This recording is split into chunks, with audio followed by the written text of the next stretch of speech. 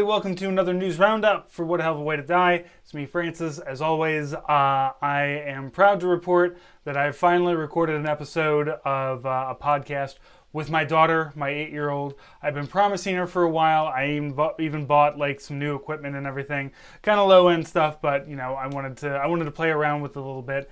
And we talked about comic books. I, of course, as a podcaster, went off the rails on my own tangents, talking about myself.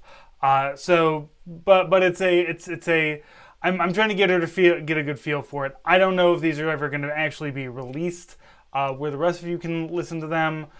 This first thing is not going to be anywhere because it is just a first attempt that we were doing. So, you know, exciting. Passing down the family mantle down to my daughter.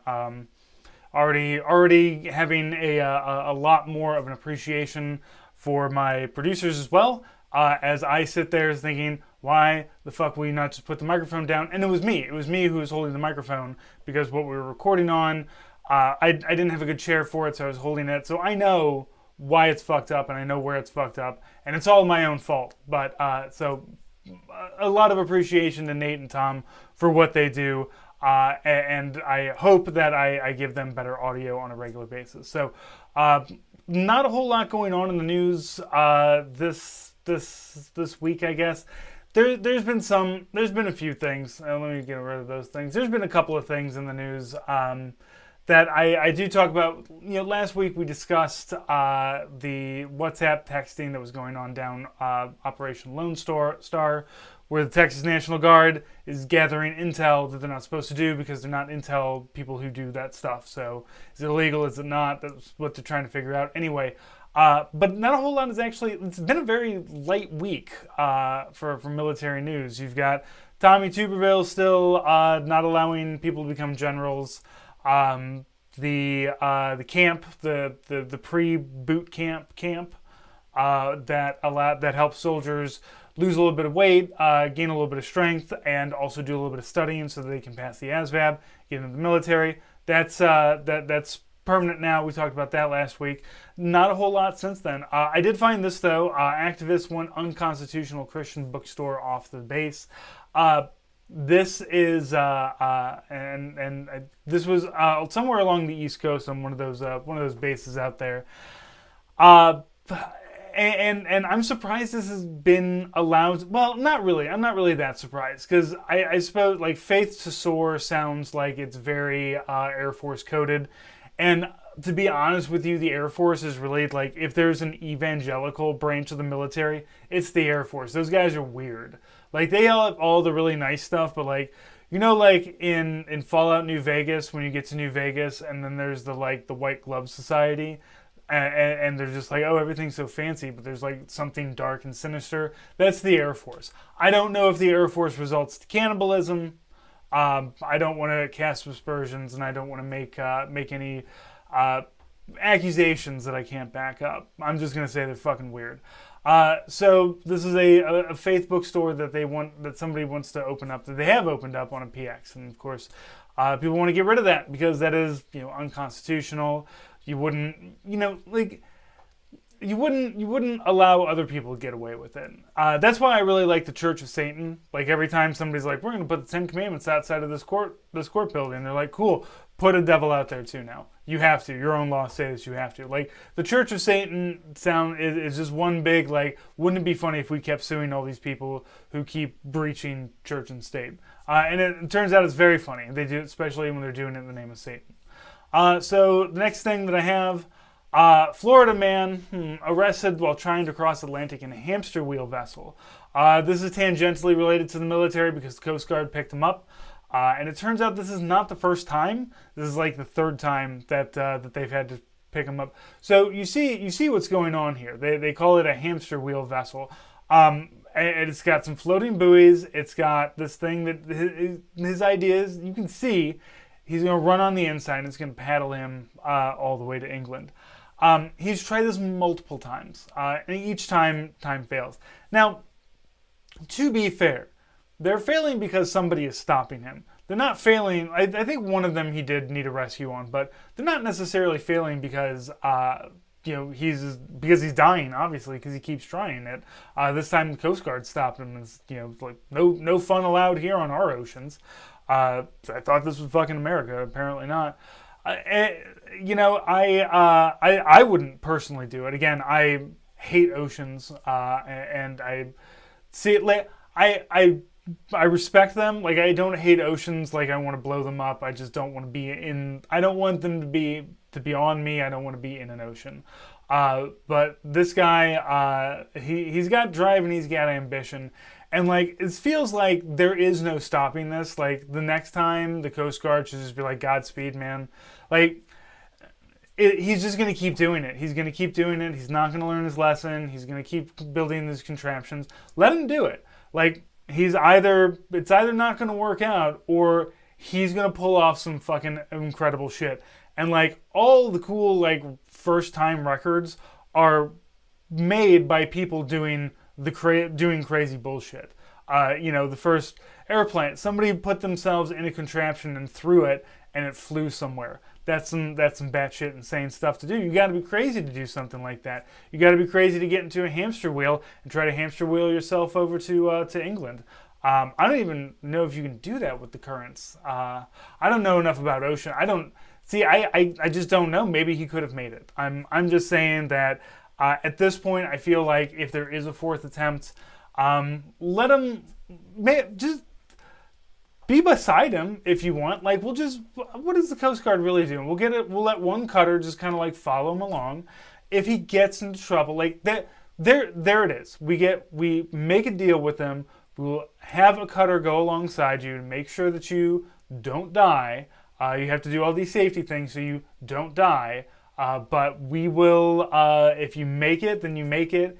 If it falls apart and we have to rescue you, you have to stop doing this from now on. You can't do it anymore. I don't know if that would work. More than likely, he would just continue to try to do it. I know I probably would if I had whatever's going on here. So, Godspeed, man. I hope that you achieve what you're going for. All right, everybody. So here's kind of what I've been reading, watching. Feel bad I haven't really done very, very much reading. I've got a couple of things that I've got saved to the side, some stories, but I do have some things that we'll kind of talk about. I haven't been reading a lot of books. I have a lot of puzzle books, and that's what I do before going to bed. For a while, I was kind of like worried because I used to read books a lot, but I'm utilizing my brain one way or another, whether I'm doing acrostics or whether I'm reading really any of I read garbage, so it's not like I'm missing out on too much stuff. But I will say I did watch Collateral for the first time this week. Michael Mann, 2004, Tom Cruise and Jamie Foxx.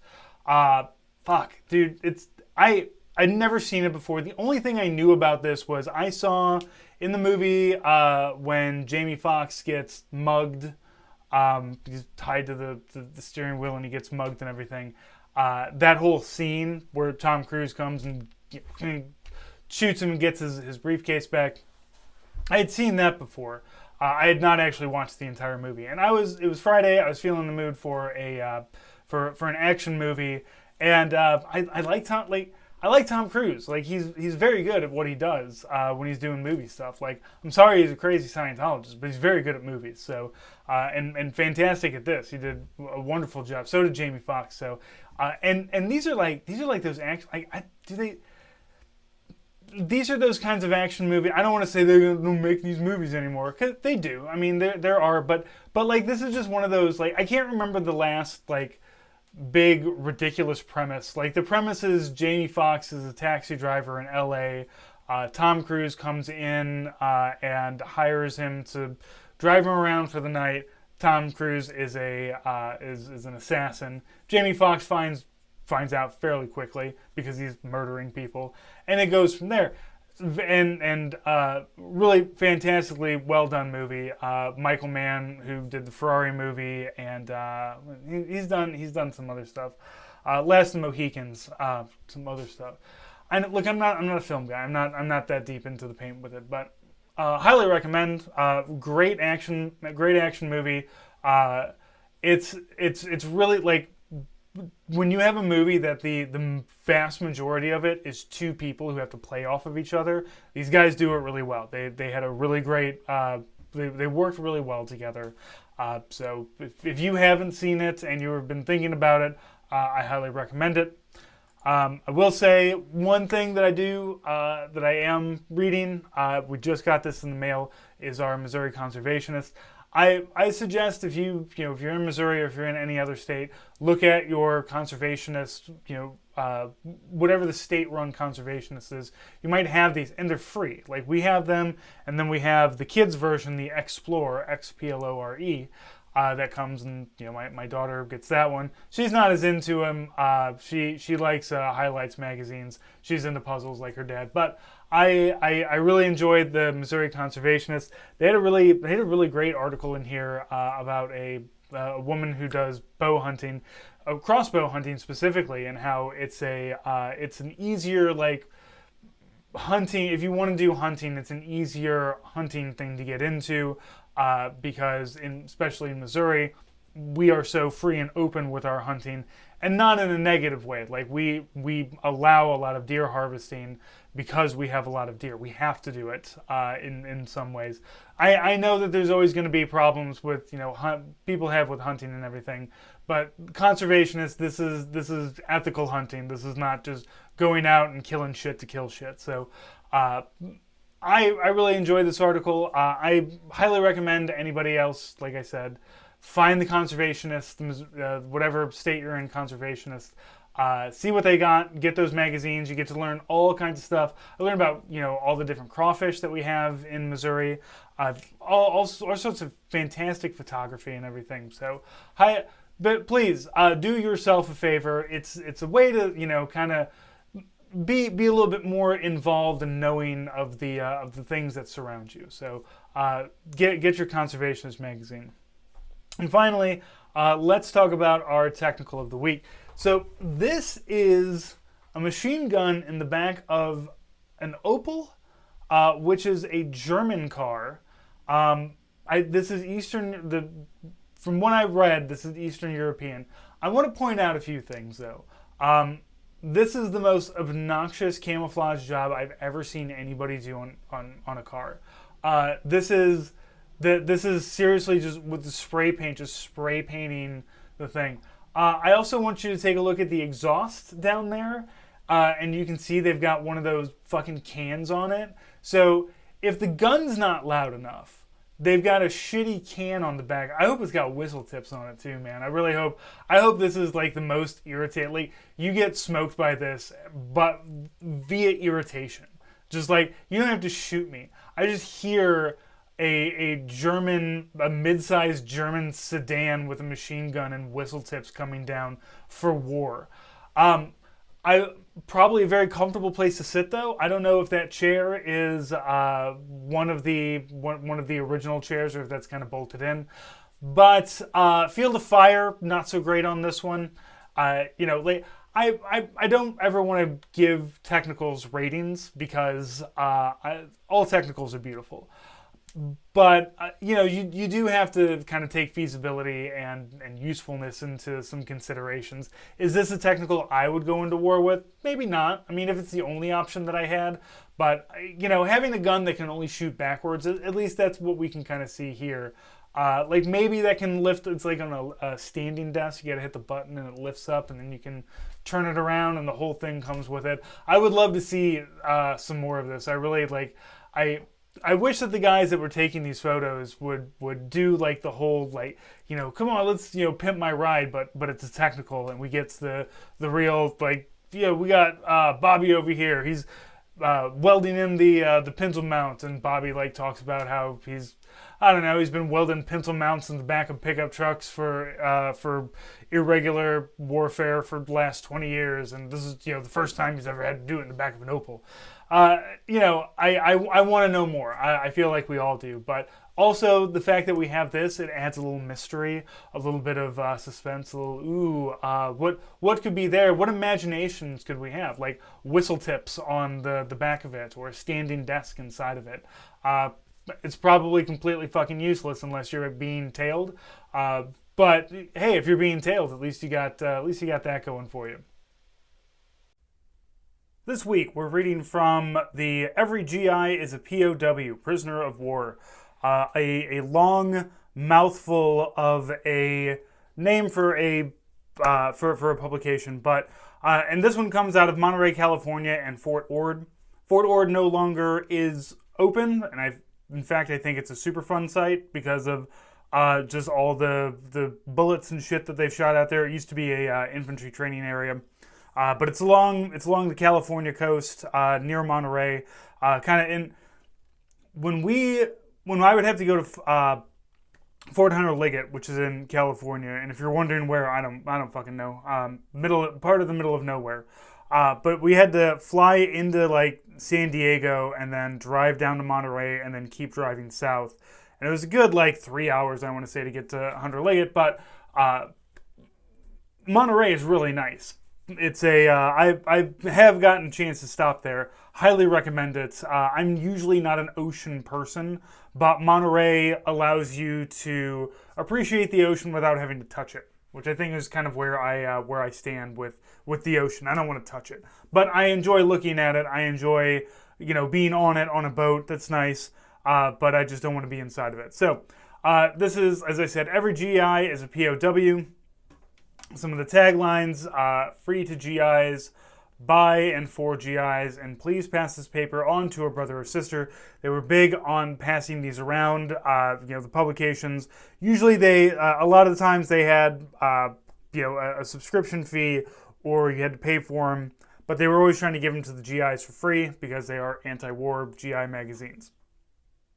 And before we get into some of our readings, I do also want to, this is the first place that I've seen this inside of one of these magazines. There's usually are like calls for writers or contributors, but this one is be a POW reporter. We depend on you. Send us news from your company, stories of your hassles, struggles, feelings, cartoons, photos, whatever, and they give a P.O. box to send them to.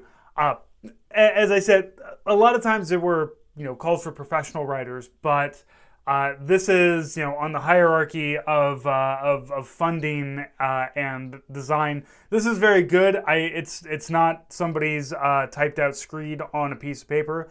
There's layout and design. There's flow to it. There's cartoons and stuff. It's really good, but it's one of those ones that was there for the quote resistance unquote from Vietnam, and then once Vietnam ended and there was no more draft to be sending these kids off to, this kind of ended as well. So you're able to send in pretty much anything, and I like that. I like zines that are just kind of like, hey, everybody send in your rants about some shit, and we'll publish them. Broken Arrow, I believe, does kind of the same thing. That's why there's a lot of bitching and moaning that comes from very young enlisted folks there. So in keeping with that theme, let's start out with Monterey Ripoff City. Every year, thousands of people from all over the country come to, quote, historical old Monterey, unquote, to see the sights and to spend money. A large number of people are GIs from Fort Ord.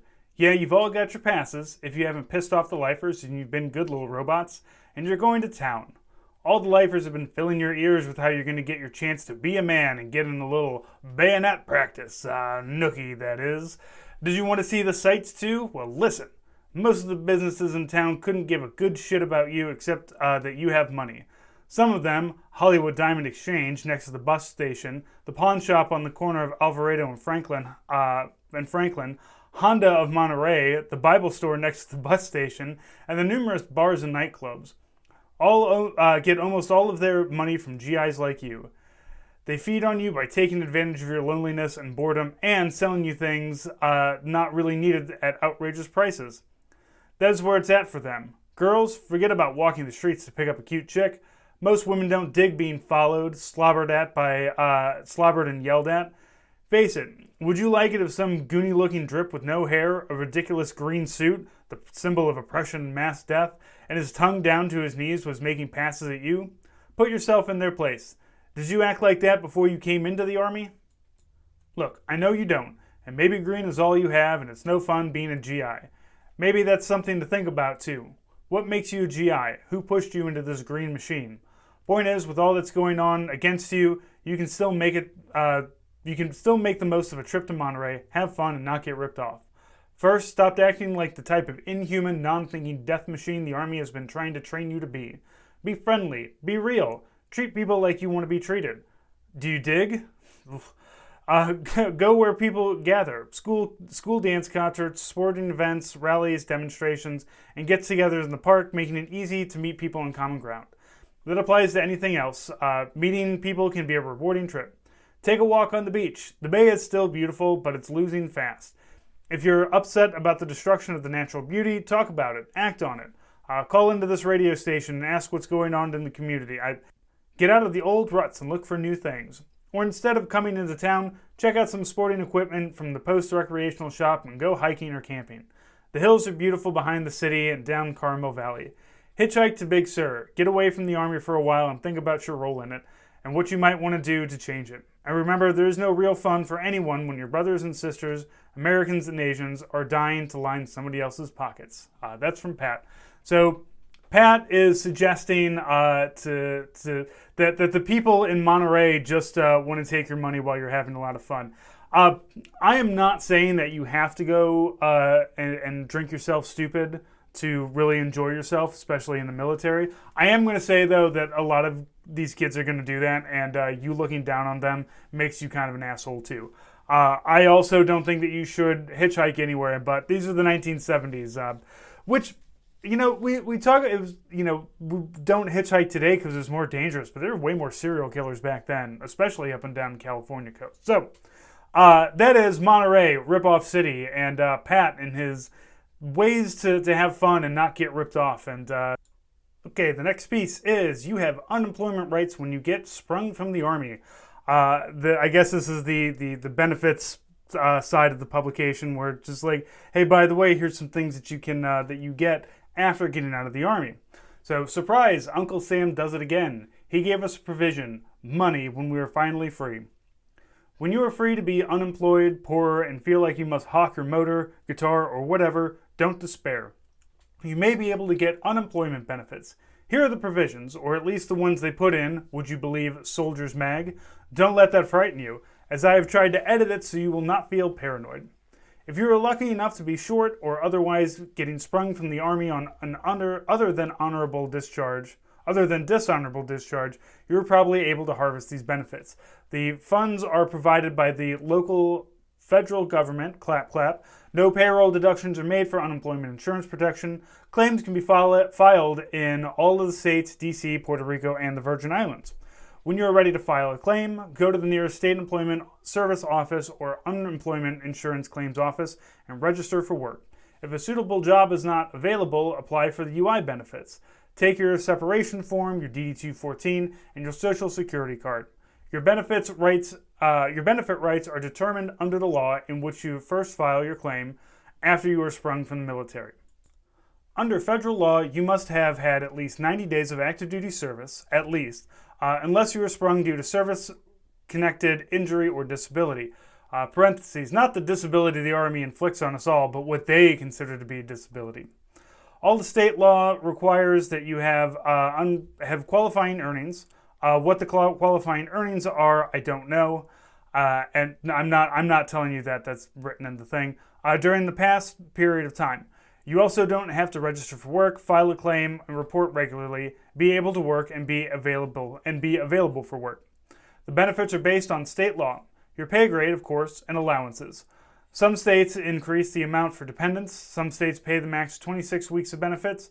But if the unemployment rate is soaring, and when it isn't, you may be able to get up to 13 additional weeks of benefits. If you receive money for unused leave or severance pay, are receiving petition or retirement pay, the benefits may be reduced or even denied.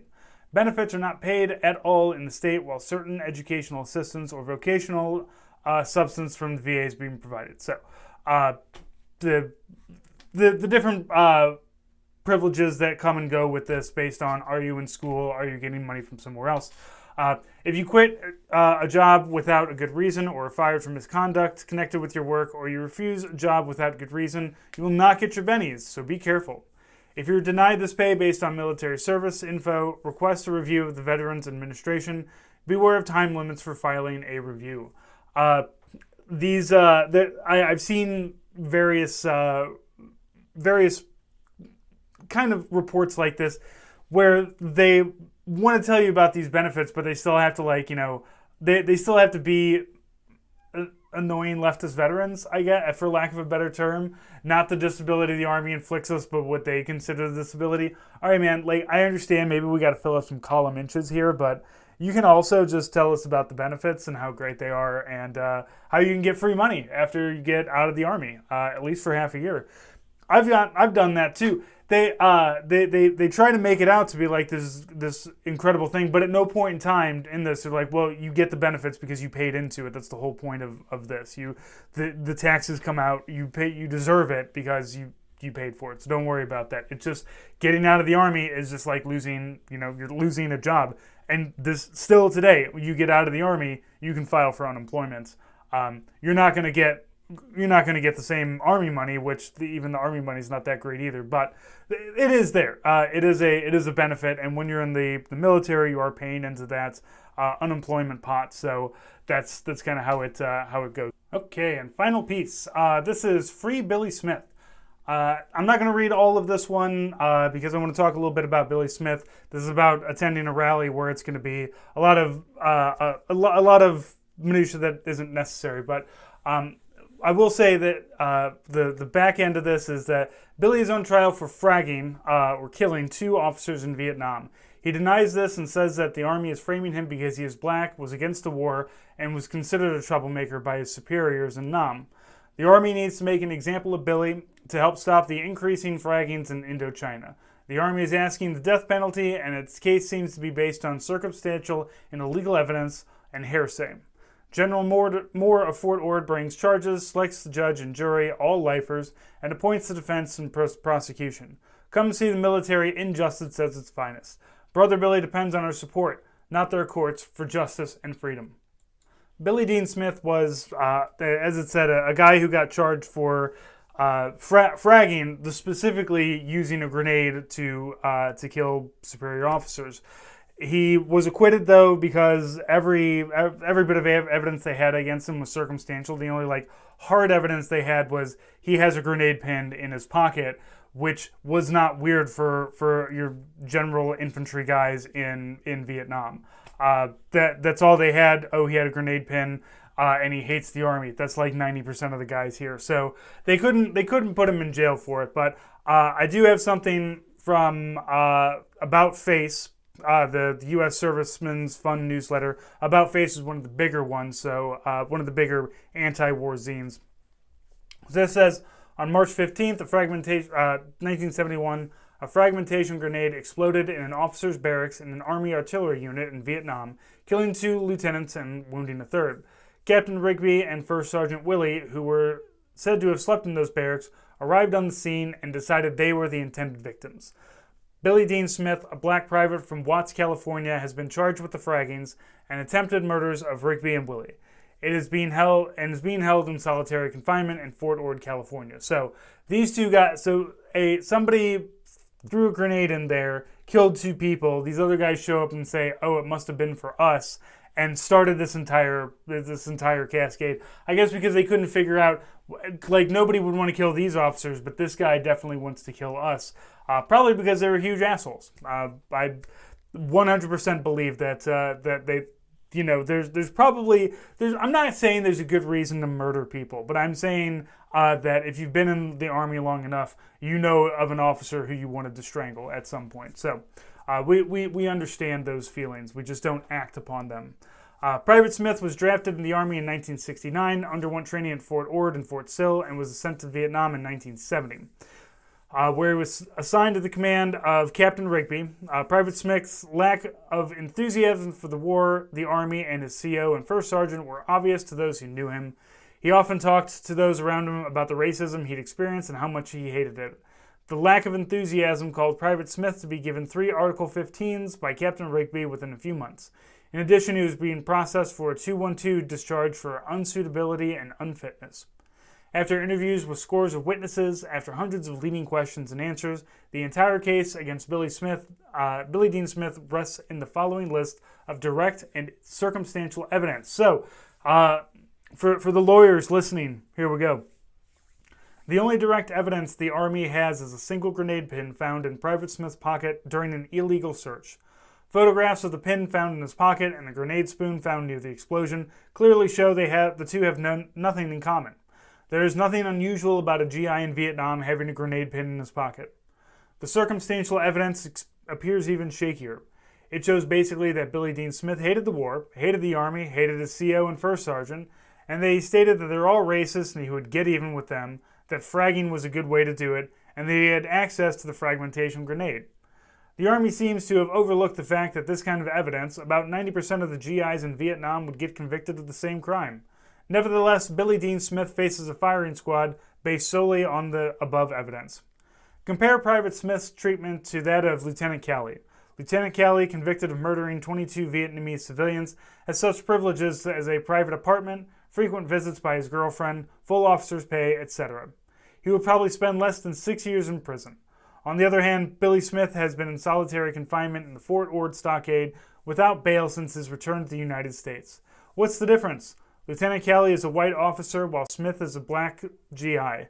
Calley killed Vietnamese villagers. Smith is accused of the murder of 2 white American officers. Calley went along with the war and Smith defied. Military justice? Lieutenant Calley actually did not spend that much time in prison. Only spent about 5 years in prison until he was let out. Billy Dean Smith spent no time in prison after because he didn't do it, or at least they didn't have any evidence.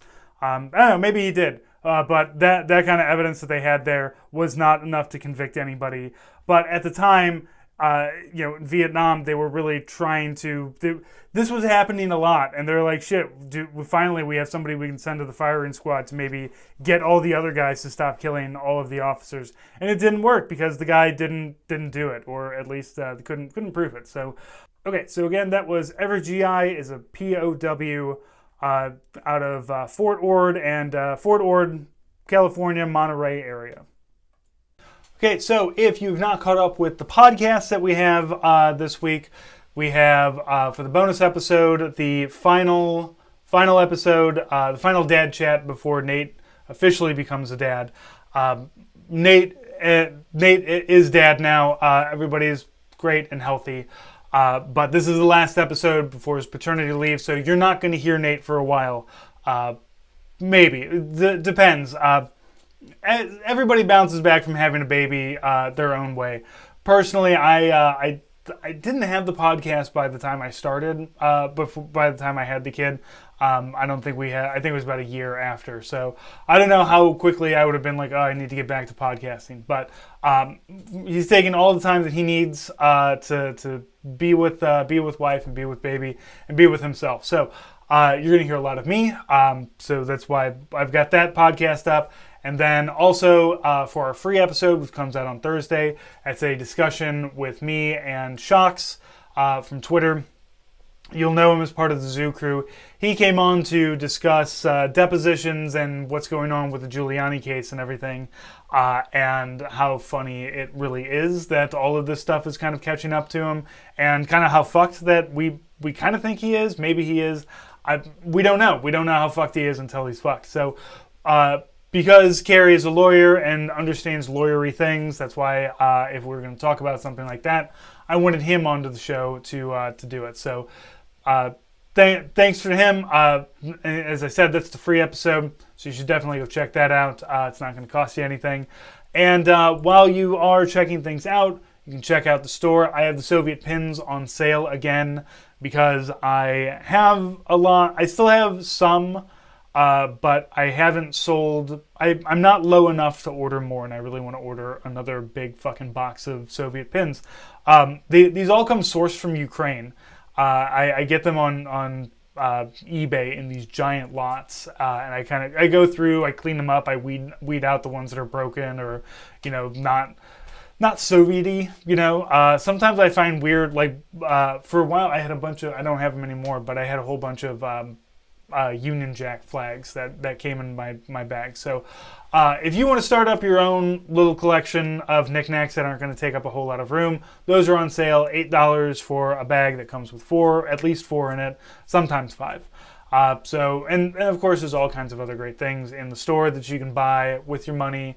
But if you don't want to give us money for the many reasons why you might not want to, but you still do like us, a subscribe, a nice review, a comment telling me how we're doing and what else you might want to see.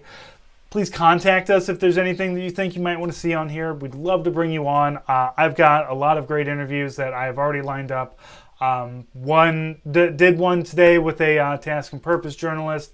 I got a couple of others that are coming out. So hopefully you guys are ready for a lot of me until Nate comes back, and then the baby stories are gonna really start. This dad thing is gonna go into overdrive once Dad Chat really comes back. So hopefully you guys are gonna stick around for that. I'm looking forward to it myself. So thank you so much, and we'll talk to you next week.